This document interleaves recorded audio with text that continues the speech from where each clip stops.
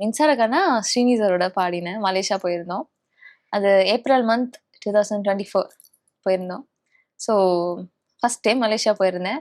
மின்சார கண்ணான்னு அன்னைக்கு போகிறதுக்கு முன்னாடி ஒரு 1 டே முன்னாடி தான் எனக்கு தெரிஞ்சுது. செம்மையா பயந்தேன்.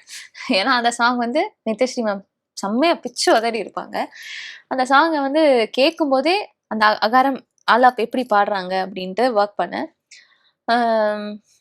ஸ்ரீனி சார் சொன்னாரு, ஜாலியா பாடு, நம்ம இது ஒன்றும் காம்படிஷன் இல்லை, பயப்படாம பாடு, நல்லா ஒர்க் பண்ணும், நல்லா முடியும் அப்படின்னு சொல்லிட்டாரு. சரின்னு உட்காந்து ரூம்ல கூட தூங்காம உட்காந்து பாடிக்கிட்டே இருந்தேன். அந்த கமக்கா பாடினது கழிச்சு ஆன் ஸ்டேஜ் போயாச்சு. திருக்கிறதா அப்படிதான் ஆரம்பிக்கும் அந்த பாட்டே. அந்த சவுண்டு கேட்கும்போது மூட் ஷிஃப்ட், அதாவது ஒரு மோட்ல இருப்போம், இன்னொரு மோட் போயிடும். இந்த மாதிரி அந்த மோட் போகும்போது will feel a lots of vibration, ஒரு பாசிட்டிவ் எனர்ஜெட்டிக் வைப்ரேஷன் இருக்கும். அண்ட் ஒரு மாதிரி ஃபயர் மாதிரி இருக்கும். மின்சார கண்ணா இப்போ நான் பாடுறது வந்து சாஃப்டா பாடுறேன். ஸோ அது நல்ல ஹெட் வாய்ஸ் தான், ஆனால் வந்து போல்டாக கொடுக்கணும். என்னால் முடிஞ்ச அளவுக்கு கொடுத்தேன். அது எனக்கு தெரிஞ்சவங்கலாம் சொன்னாங்க, நான் நினச்சேன் நீ ரொம்ப மெலோடியாக பாடுவேன்னு நினச்சேன், இப்படி பாடின நான் எக்ஸ்பெக்ட் பண்ணல அப்படின்னு சொன்னாங்க.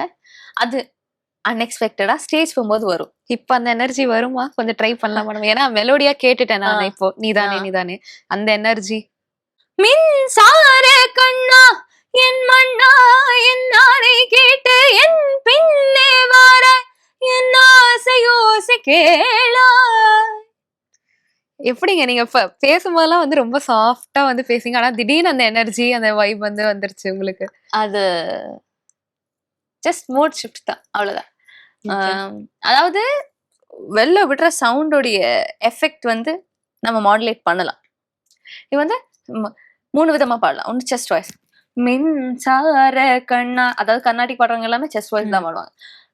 சரி ச மின்சார கண்ணா என் மண்ணா என் நானே கேட்டு, இது வந்து இன்னொன்னு ஹெட் வாய்ஸ்டே சாஃப்டா, மின்சார கண்ணா என் மண்ணா என் நானே கேட்டு, இது சாஃப்ட்.